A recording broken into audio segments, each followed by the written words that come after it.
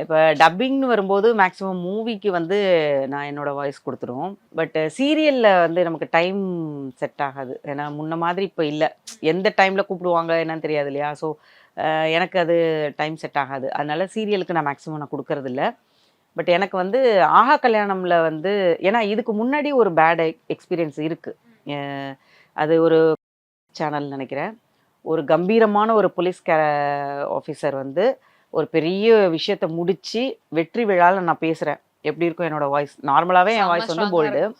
நான் ஸ்பீச் குடுக்குறேன்னா, அது எப்படி இருக்கும்? பட் அது டப்பிங் பார்க்கும்போது சத்தியமா நான் அழுதேன் அன்னைக்கு. ஏன்னா, வீட்டு வேலைக்காரவங்க வந்து பேசினா எப்படி இருக்கும்? அந்த மாதிரி இருந்தது. இந்த ஆஹா கல்யாணம் வரும்போது மெயின் கேரக்டர் வாய்ஸ் எப்படி இருக்க போதோ கொஞ்சம் பயந்துட்டு இருந்தேன்.